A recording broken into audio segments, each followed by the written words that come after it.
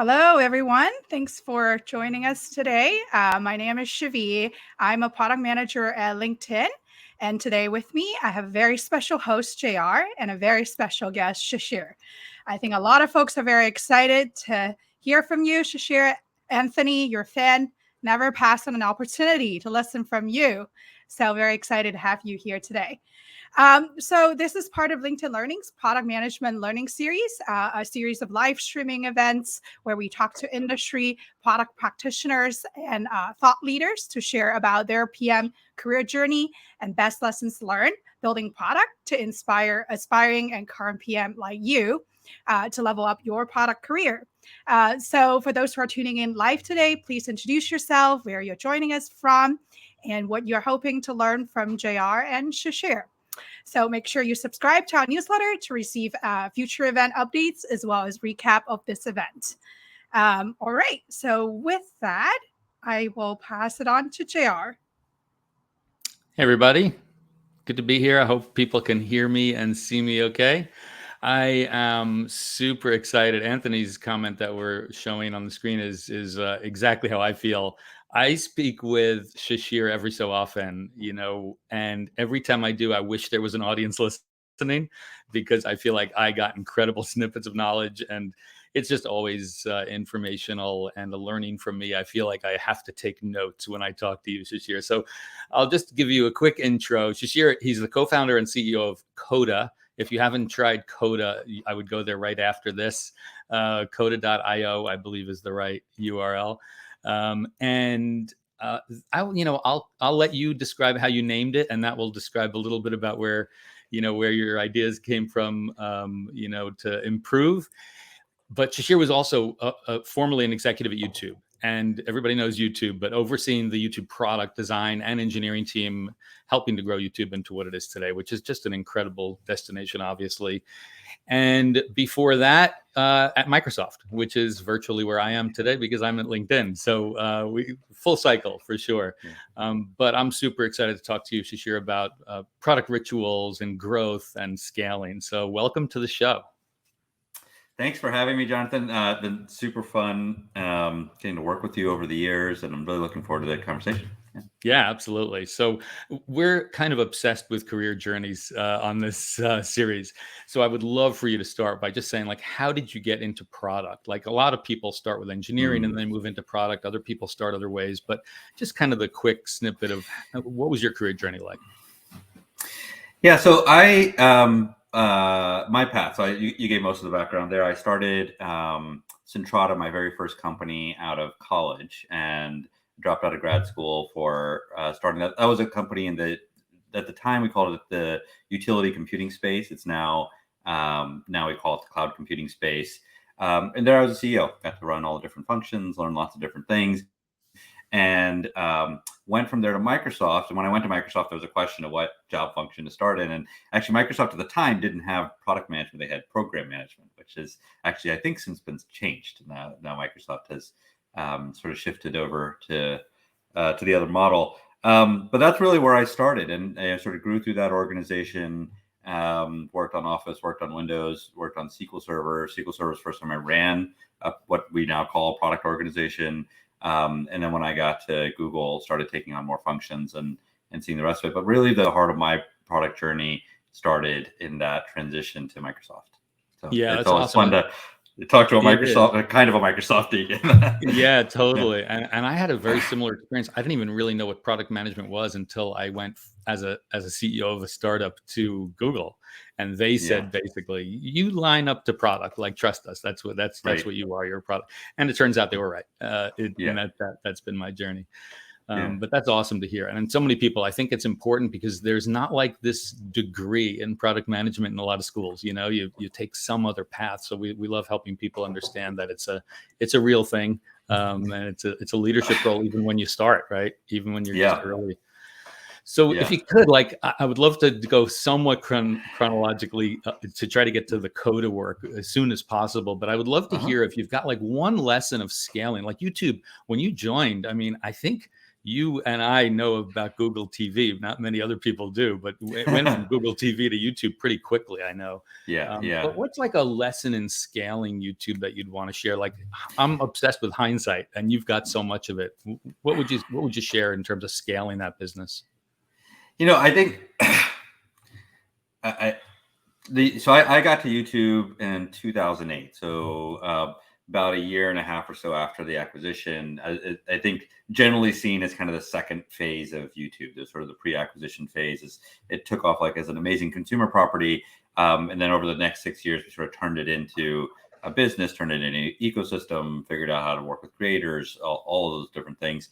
And I think probably the biggest lesson, and I'm sure we'll end up talking about others as we go through this, I think that great businesses start with super simple insights. And I think, if you look at, amazing products, I'm sure many of you use. Google started with an insight that search could be 100 times as relevant and 100 times as fast. And pretty simple insight. Even products like Gmail, Gmail started with an insight that people really don't want to delete email, which is these days, I think when you mention that to people, there was a time when we all had to keep under a limit, and we're constantly deleting email to stay under that limit. How important is this one? And it just turned out to be really, really painful to go through. YouTube had a really simple insight, and that really drove us through the years. It's a clarifying thing for what we were trying to get done. The first time I talked about the YouTube insight was at this industry conference in 2009, whereas the first time I talked publicly about YouTube, and I use this analogy that I end up using many times afterwards, that online video would do to cable what cable did to broadcast. And we're going to go from 3 channels to 300 channels to 3 million channels. And at the time, that sounded a little bit crazy. I had people come up to me after the talk and say, I don't really understand what you're talking about. Like, why are you talking about cable? And just put it in context, at that time, YouTube's primary competition was Flickr and MySpace, two properties that don't really exist anymore. But that was really it. And so they looked at it and said, well, how can you compare YouTube to Disney and ESPN? And so that doesn't make any sense. And now, of course, almost 15 years later, it seems much more obvious that's exactly what happened. We went from 3 channels to 300 channels to 3 million channels. But it's such a simple, clarifying insight that every time we had a hard choice, we could kind of go back to, well, here's what's driving us. Now we can figure out the rest of what we're going to do. So I think that's simple awesome. Insight is really important. Yeah, that's great. You could apply that to so many things. I love that. And it's incredible too. Again, only in hindsight, you can look at that statement and say, oh, wow, that feels good. Thank God I was right. That's cool. Yeah. And it's funny because in Docs, we had an insight about real-time collab, but the simpler insight was killing the share button, the save button, and turning it into share. It's like just make sure you save stuff as you go.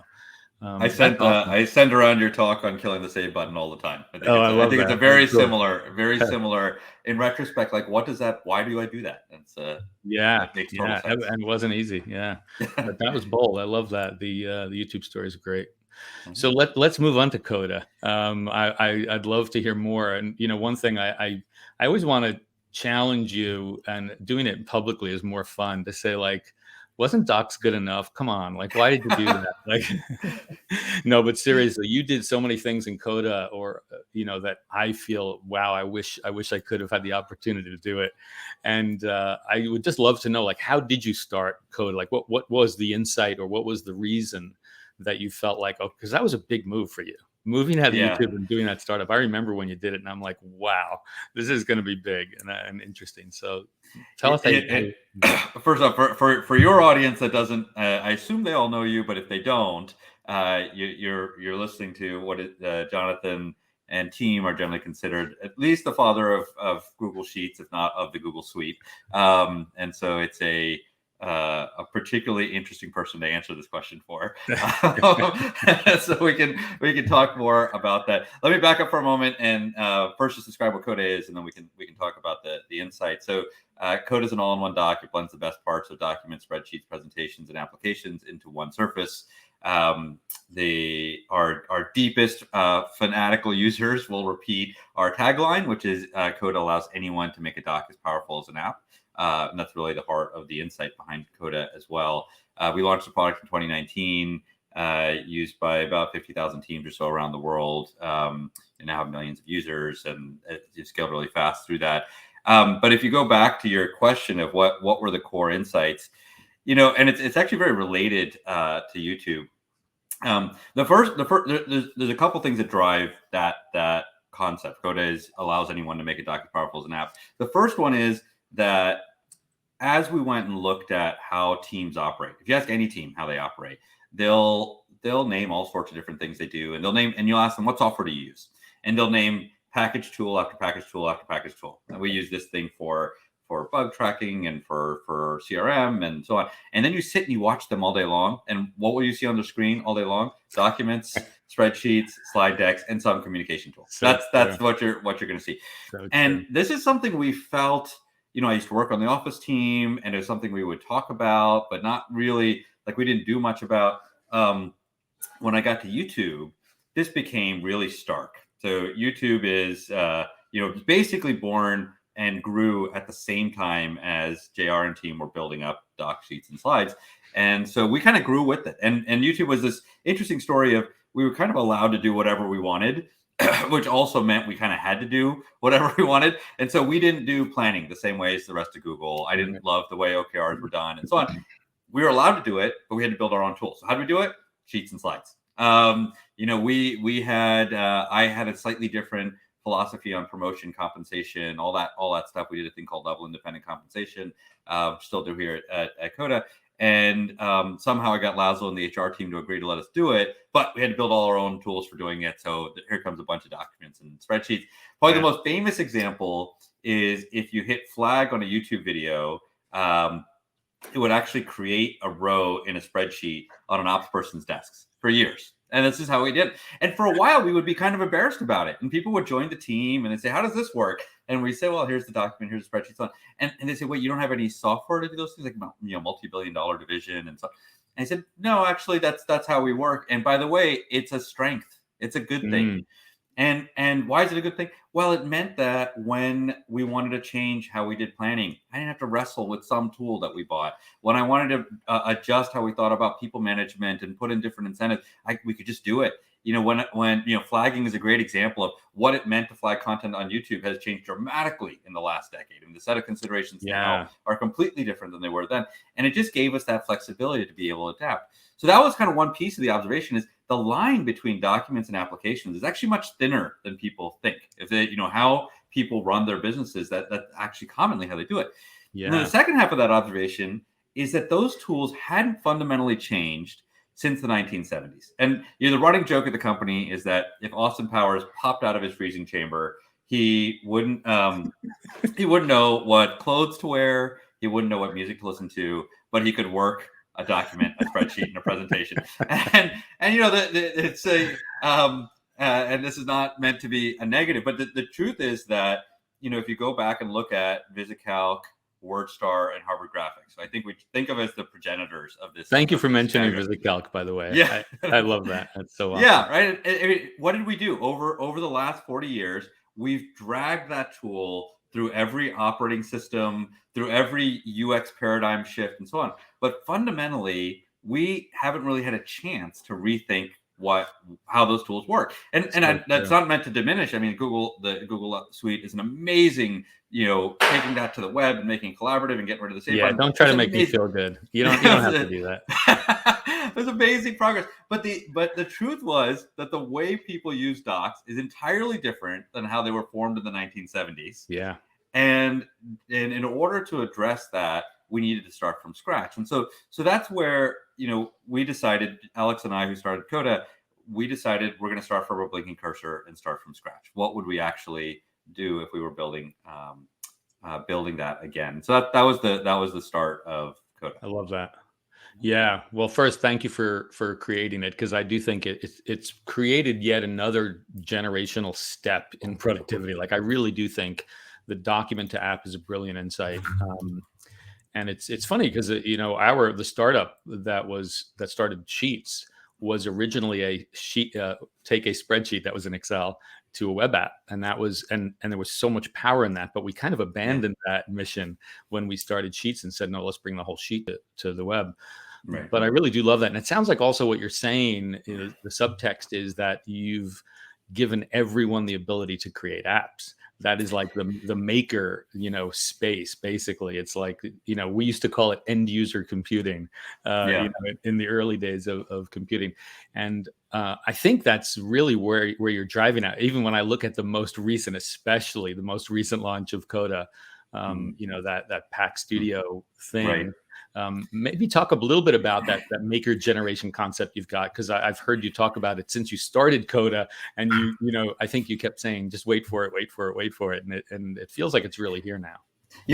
Another variation of this question I hear a lot is, how the hell did you go from YouTube to Coda? And because in some people's heads they feel so different. They feel like one feels like media, one feels like productivity. In my head, they're almost exactly the same pattern, and it's tied together with this thing you mentioned, the maker generation. So if you go back to the YouTube story for a second, say, okay, online videos will do to cable what cable did to broadcast. In 2009, that wasn't obvious to people, but now it is. What did everybody miss? Why wasn't it obvious? And I think the thing people missed about YouTube was they underestimated humans. And at the time, it was kind of presumed that if you wanted to be a great video creator, what did you do? You had to go to special schools. You go to USC Film School. You get the special education, right? You probably have to live in a special place. You live in Los Angeles. Right. You get $1 million worth of equipment, right? And then you get a chance to go through this pilot process and pitch your thing through studio executives and so on. And you kind of work your way through this whole thing that was built to restrict you down to 3 channels or 300 channels in this sort of a limited view. And what happened over the years? Turns out none of that mattered. Turns out that if you had a great idea or had a great talent or had a great ability to tell a great story or sing a great song, or just something to show off, that you probably had something to share with the world. And you could, as we used to say at YouTube, you could broadcast yourself. And what the gap was, a tool set that allowed people to do it. And most people going through that journey of jumping into YouTube didn't think about it that way. But I think that's what happened, was that we were unlocking what we call the maker generation. I think the same thing happened in all these other industries. So, I sit on the board of Spotify. I think Spotify's helped do something very similar for music. And we have, about 100 times as many active musicians now as we did back before Spotify started. Or if you look at tools like Etsy, I think Etsy allowed anybody who had an interesting craft to turn it into a business. To stretch the analogy a little bit, I think Airbnb allowed everybody who owned a home to become a hotelier. Or gamers. Like if you think about like the most popular games these days, like Fortnite, Minecraft, so on, they all require you to create to be part of it. You're sort of embracing humans' ability to be creative. So when we talk about Coda, our view of it is that anyone can make a doc as powerful as an app, or to say it differently, Coda will do to software what YouTube did to video. And so we find ourselves applying all the same sort of philosophies and techniques and so on. So like one of the most important things we launched a couple of years ago is a thing called the Coda Gallery. So if you go to coda.io/gallery, you'll see all these things that people have published.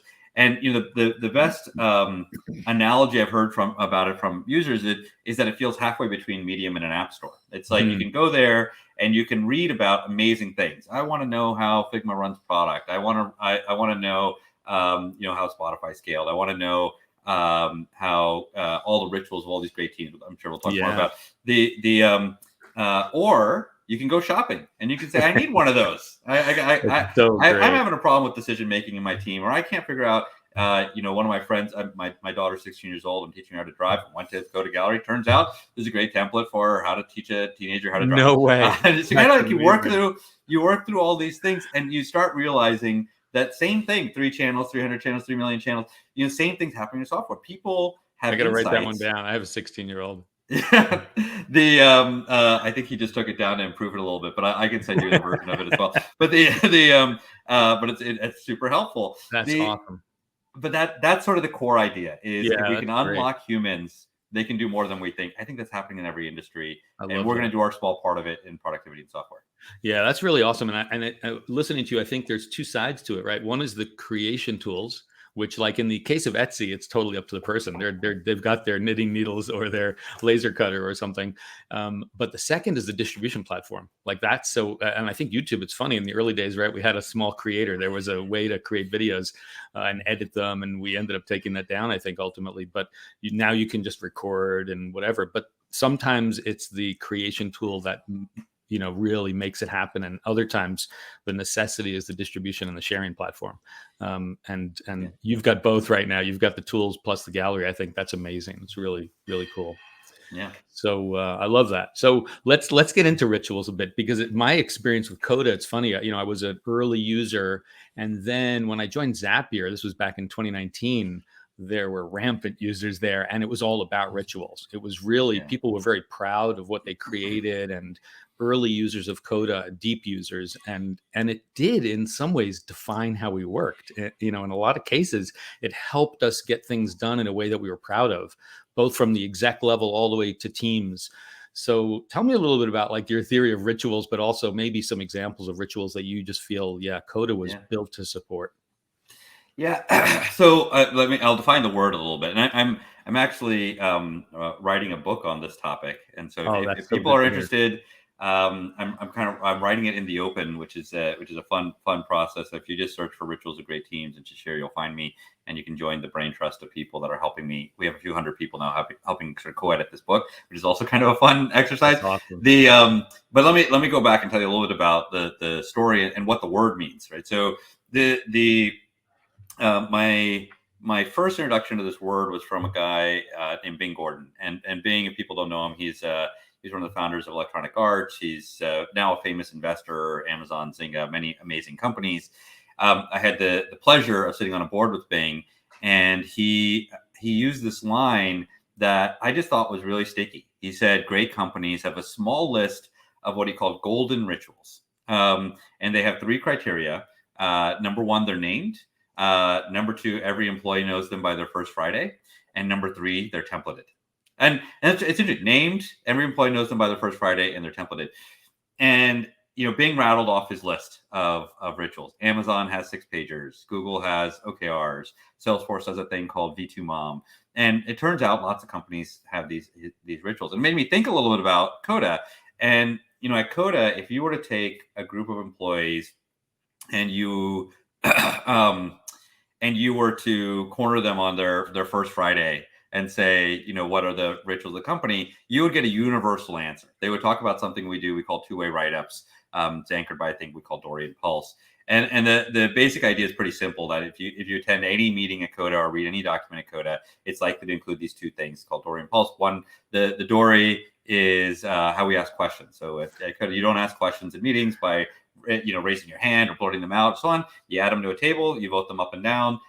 Dory's named after the fish who asked all the questions, the name popularized at Google. But it sort of organizes your meeting. And then Pulse is how we make decisions. And so if you want to make a decision on a topic and you say, hey, should we, do this, should we build a new document? Should we do this partnership with LinkedIn? Should we launch packs? Will this Pulse module will get added to a document, and what happens, everybody comes in and writes and says, this is how I feel about the decision. You give a rating, whether it's a yes, no decision or a 1 to 5 or whatever it might be. And then you write and you say, here's how I feel about it and why, and so on. And the way we do it, everybody else's responses are hidden until you're done. And that's how we do Pulse. And we come back, we read through it, we sort them by the roles in the company. This is the decision maker, this is what we call the brain trust, so on, and you make a call. So the interesting thing about Dory and Pulse is if you ask this group of employees on their first Friday to describe the ritual, that's for sure, that's what they'll tell you. It's you can't go through a week at Coda and not see 100 of these. That's awesome. But the reason they'll talk about it has nothing to do with them being meeting wonks. I mean, most people that join Coda are not sort of wonky about meeting culture and so on. They'll talk about it because it's reflective of the culture of the company. I like to say that your rituals are a mirror of your culture. And what they'll say, you'll hear Coda employees say, they'll on their first Friday, they'll talk to their friend, they'll go home, they'll talk to their spouse, and they'll say, do this thing called Dory, and I got to ask this question, and it outvoted the CEO.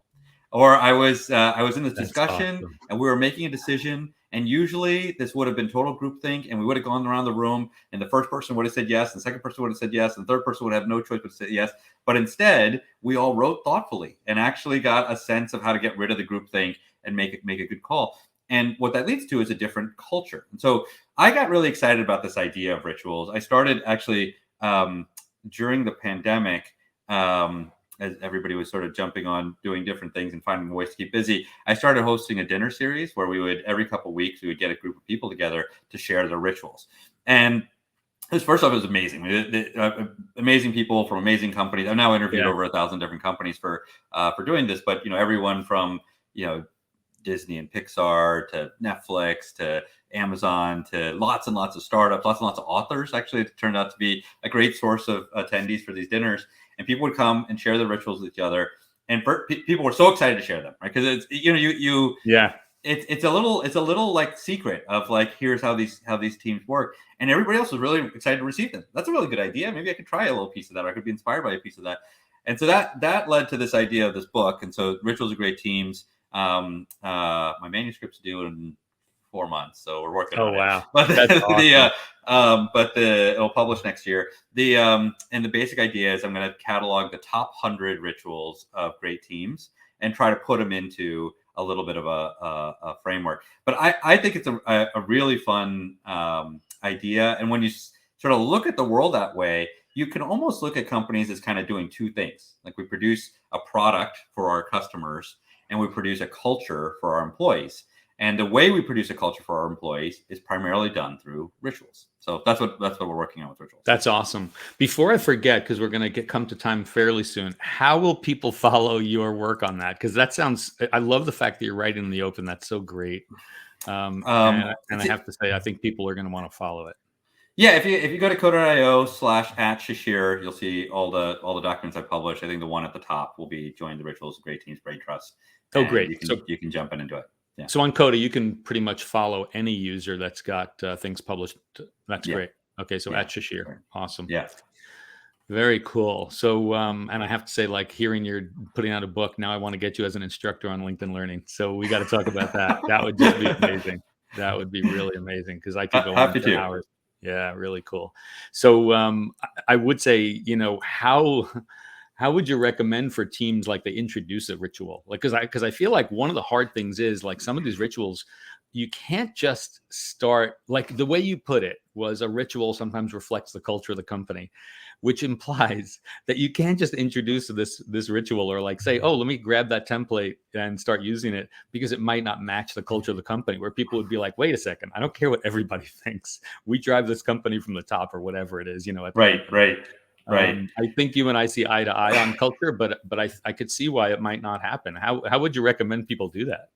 It's an interesting question. And I think I find Bing's 3 rules to be a really good way to think about it. Name them, people know them on their first Friday, and template it. If you think about each one, my favorite book, let me find it.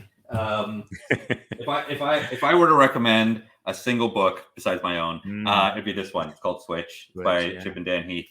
If I could recommend 5 books, it would take 2 slots. It's like that good a book. So the way in the book is how to change things when change is hard, right? The analogy they use in this book is rider on an elephant on a path. And the basic idea is, when you're trying to change things, you have 3 ways to do it. You can direct the rider, so you can tell somebody what to do. You can motivate the elephant, and that's about creating energy. It's about creating emotion.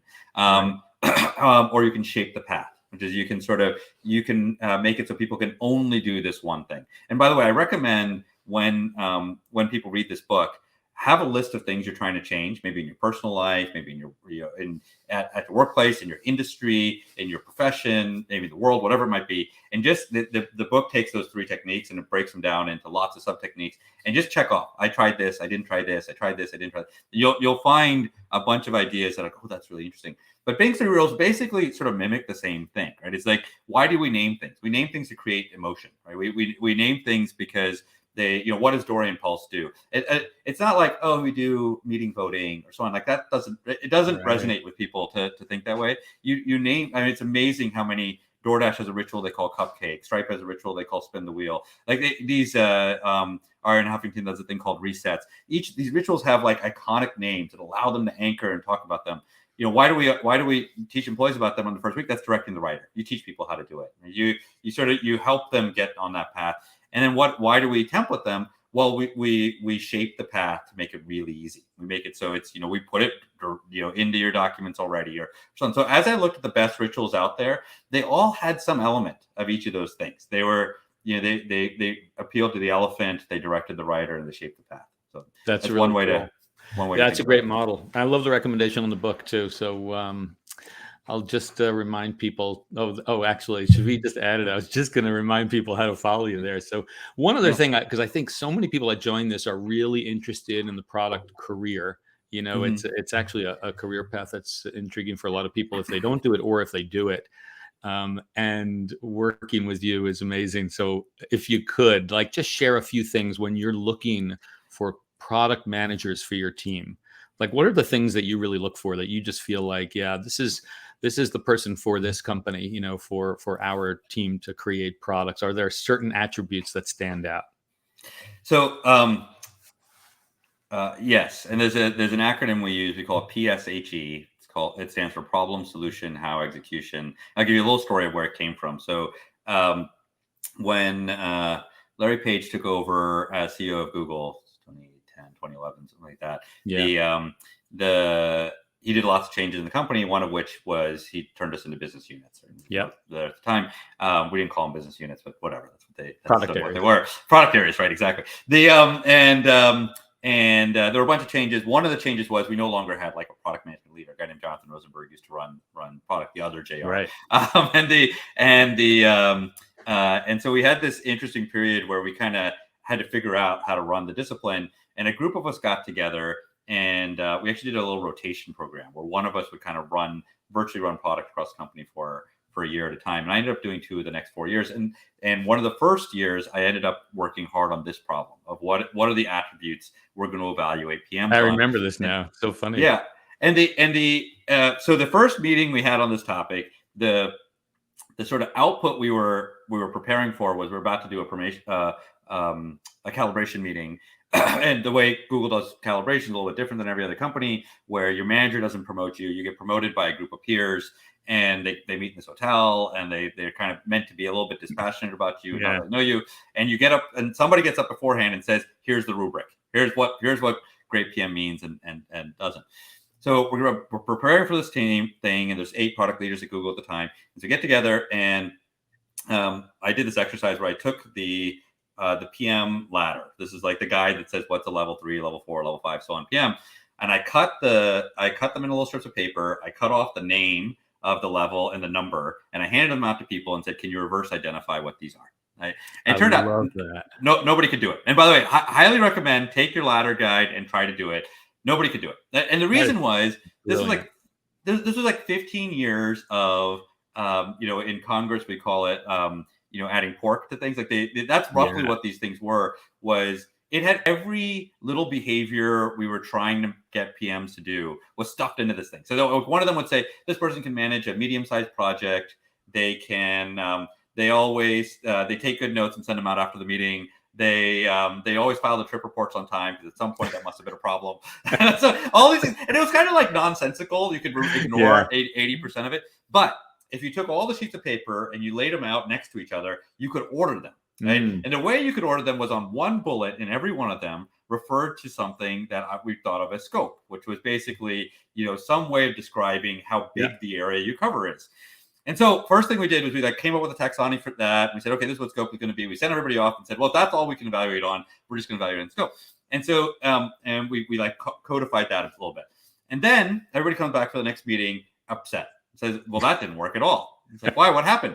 They said, well, we talked to our teams. They were reducing the ladder down to scope, and everybody sort of, got quite upset. Why? Well, because first off, it's not well calibrated across Google, right? So the search team came back and said, we only have one product. We have Google.com. The ads team has invented 100 products, because every little thing is a product in the ads world. And nobody understood ads by then. I know my group had a problem with it. Yeah. Right. And so they're you can't you can't think of scope as like, do they manage a product? Like that doesn't make any sense. That it's not well calibrated. A second reason was it felt like an output, not an input. Like, oh, this person manages the scope. You know, why do they manage that scope? Well, the manager gave them that job. Like we can't promote them because they manage the scope. You gave them that job. And then the other reason was all our best people were working on these like kind of crazy ideas that weren't yet big. And so like to measure based on scope was, so then we came up with this other axis and we called it PSHE, problem, solution, how, execution. And the framework actually puts these two axes together, if you can picture that. So the way it works is you're a junior product manager. You get handed a problem. You get handed a solution to that problem. You get handed the how. So you get handed the instructions. Go talk to this person, write this document, hold this meeting, so on. And your job is to execute. You just sort of go through and follow the steps. Then you sort of get a little bit more senior. You get handed a problem. You get handed a solution. And your job is to figure out the how. How do I organize a team? What are the milestones? Totally, how do we run the meetings? Yeah, right? Such a good model. Then you get a little bit more senior. You get a problem. You got to figure out the solution. And then at the top of this pyramid, you get handed a space and you tell us the problems. And so that became the way we ended up looking at it. Problem, solution, how, execution is actually a fun framework how the two come together, but I think we're running out of time. So no, that's awesome though. And so you use that, do you use that at Coda now to evaluate PMs? Is that how you? Not only to evaluate PMs, it turns out that this idea, PSHE, by the way, I've tried forever to come up with a better acronym and I haven't been able to come up with one. So you're going to have to remember, push. That's as good as it's going to get. I was trying in my head to come up with something I couldn't. Yeah, we tried. It didn't work. And so I've lived with it. Turns out it actually isn't just about product. You take that same framework. It's the same way we evaluate designers, how you evaluate engineers, how you evaluate marketers, how you evaluate salespeople. Like if you think about a sales team and you say, who's the best salesperson? People will naturally say, this is the person with the best quota attainment.